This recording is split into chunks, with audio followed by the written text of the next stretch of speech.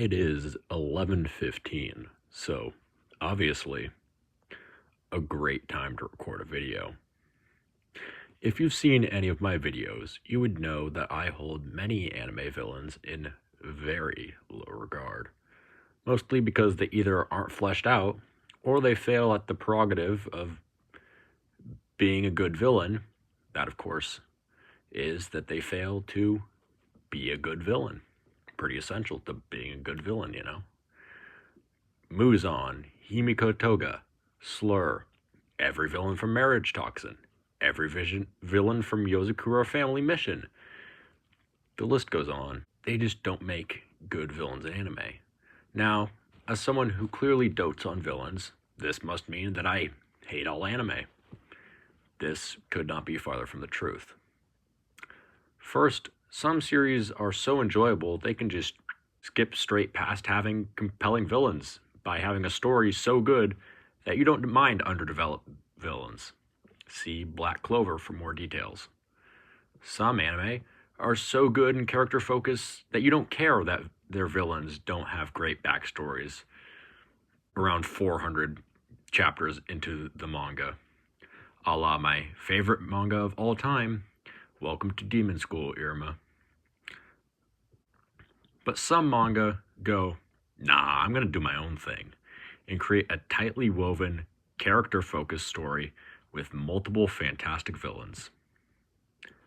Fullmetal Alchemist Brotherhood was the first anime I ever watched. I was a starry-eyed youth with a fresh Crunchyroll account gifted to me by my brother. It was my entryway to anime, but enough about it being a good show. Let's talk about all the sins in order of complexity and why they are some of the best villains in manga. To start, 4 of the 7 sins aren't worth mentioning for an analysis. Lust, pride, gluttony, and sloth are all not worth talking about because of their lack of complexity. I'll give a quick summary of each of them, though, because I can. Lust, built up to be a big villain only to get absolutely destroyed by Mustang. Pride turns into a baby, so don't really appreciate it. Gluttony looks cool and has a few interesting moments, but overall isn't worth talking about. Sloth, again, cool, has some cool moments, but again, not really worth talking about. They're just sort of underdeveloped. They work as villains, though. Greed also won't be analyzed in this video because he's not really a villain per se. Rather, he is anti-hero. So who will I talk about? I'm going to talk about Scar, Envy, the Dwarf and the Flask, and Führer King Bradley, aka Wrath. Let's start with Scar.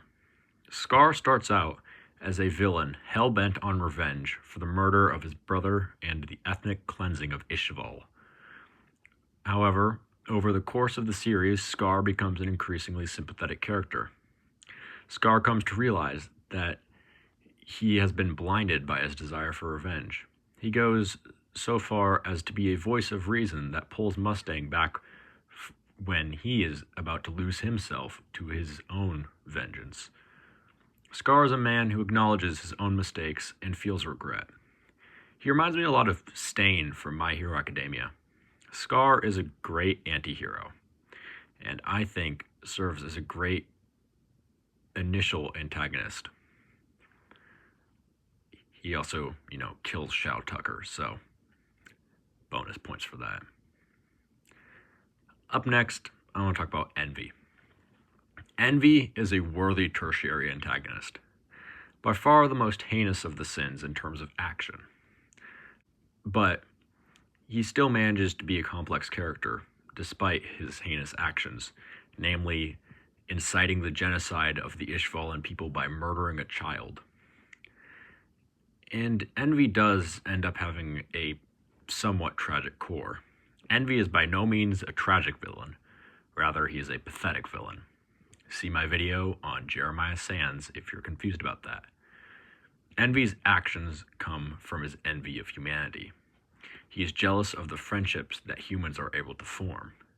Thus, he tries to divide humanity so that his jealousy will be sated, because he can never experience that friendship. So maybe by taking away the friendship of others, he can maybe attain the love of his father, the dwarf in the flask. But beyond that, it's just that envy as a sin tears everything down that it wants to have. Thus, in the end, envy dies a worm, his inner self finally reflected in his outer self. Envy has some very nice moments in the series, namely getting thrashed by Mustang, which is immensely cathartic, and when he reveals that he was the one who killed Mustang's friend. It's a very good moment. That look on Mustang's face. Beautiful, priceless cinema. But he does have a few downsides, namely that his main design when he turns into a big green monster is not great looking. It's not bad. It has some good points, but not great. Now, let's talk about Dwarf in the Flask. Dwarf in the Flask is the main antagonist of Fullmetal Alchemist Brotherhood, but not the best antagonist. That's Bradley, who we will get to, and that's also the reason I'm talking about Dwarf before Bradley, because Dwarf is a little bit less complex than Bradley. But Dwarf in the Flask has a few major things going for him. First, Dwarf in the Flask is a ridiculously cool looking villain for the vast majority of the series. His ball form is cool. When he looks like Fullmetal's father, great, I love it. And his final form of pretty much just looking like Fullmetal is amazing. He does have one really bad design that follows the age-old tactics of add eyes and call it a day, a la Bellos, or any Resident Evil boss. But it really isn't that big of a deal. The other thing in Dwarf's favor is his personality and ultimate goal. Dwarf is interesting because he is someone who seeks knowledge. He wants to know what it's like to be human, as he is an artificial being that was made in this flask, hence his title of Dwarf in the Flask, or homunculus. He does this through an attempted apotheosis. In his desire to become perfect, he excises his own desires. He believes that in doing so, he will become closer to a perfect human, but in excising his sin, he has only become less human. The brilliance of Dwarf comes from his design. For the majority of the series, there is this massive mystery built up about who he is and why he looks like Fullmetal's father. When it is revealed that Dwarf used Fullmetal's father to genocide a nation, all in the name of his transcendence, it's an amazing moment. Two other great moments come from Dwarf in the Flask. Actually, three. The first is him generating a freaking sun in the palm of his hand, which is dope. The second is when Fullmetal's father uses the souls that Dwarf killed to disrupt his ritual of apotheosis. And finally, the horrifying moment when he brings the souls trapped within him back into physical form. Dwarf in the Flask is a brilliant villain who is well built up and has a somewhat tragic story, as he is essentially a Frankenstein's monster scenario where he is a created being trying to understand the world around him. And there's a great moment at the very end when he says he just wanted to understand. I think he says he wanted to understand what it's like to be human, and is that so wrong when he's talking to essentially God? It's a tragic moment that I think adds a lot of depth to his character. Feel free to fact check me on that in the comments, because I don't think that's his exact line. Enough talk. Let's talk. I wrote that in my script and just wanted to point out how dumb it was to say, so I kept it in and commented about it. The comment of, "but enough talk, let's talk," was unironically something I typed out as, I should say that, and then I realized that's really stupid. Anyway, Führer Bradley. Führer Bradley is the gold standard of anime villains for me. He has it all. The presence, the backstory, and the conviction. First, Bradley's design has that something, that special sauce. It's great. Even without his red eye, glowing. Bradley is imposing, and when he finally does start showing the eye of wrath and the little red contrails where his eyes were, it's crazy cool. But Bradley is also voiced by Ed Baylock. Baylock also voices Subas from Overlord, who is notable for being the only non-awful character in Overlord, and Sengoku from One Piece. And that's part of the reason I love Bradley. And it's just the general feel that he gives off of this great sword fighter. Bradley feels like a watered-down Takamura, if Takamura had had a satisfying ending. Bradley has some of the coolest moments in this series. First, the one-man siege on the castle where he, destroys a tank with a sword. That's amazing. And then the fight with Greed and Old Man Fu rivals some of those in Samurai Jack. And then, of course, the fight with Scar, which I will talk about momentarily. But I want to talk about Bradley's backstory before I finally talk about his convictions. Bradley has a decently tragic backstory. He was a man sculpted by Dwarf in the Flask with the sole purpose of becoming Dwarf in the Flask's puppet. Bradley himself doesn't even know if he is Bradley or simply the dominant soul that was implanted in him when he took on the wrath aspect of the Dwarf in the Flask. And that is a tragic thing to think about. Not knowing if you are you is quite horrifying, actually.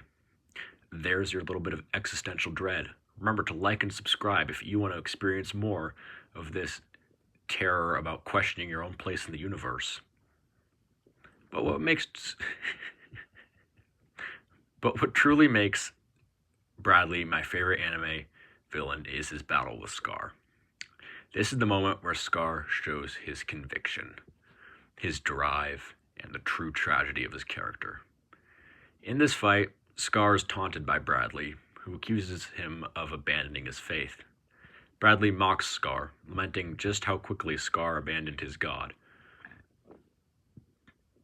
But you realize that after being beaten by Scar, that this was simply Bradley's idea, and he was trying to shell it off onto, that's not a saying, he was trying to essentially deflect onto Scar, because Bradley himself does not believe in a god. In the end, Bradley dies contented, and this is where the brilliance of his character is. He was a puppet, but in the moments of free will he had, namely the wife he chooses and loved on his own volition, allows him to feel contented at his death. In the end, he dies, saying that his life was one worth living, and maybe even one worth dying for. This is where Bradley surpasses the Dwarf in the Flask. Bradley dies more human than his creator, and through his death we see that there is more to life than the perfection that Dwarf in the Flask sought. Bradley's failings make him truly human and a truly great villain. Anyway, it's now 11:30, so I'm making great choices. Anyway, I hope you guys have a great night or a great day wherever you are. Remember to like and sub, leave a comment, what you want to see me review next. I got one for probably Scarlemagne and Dr. Amelia from Kipo coming up. Anyway, peace. I love you all. Thanks for tuning in.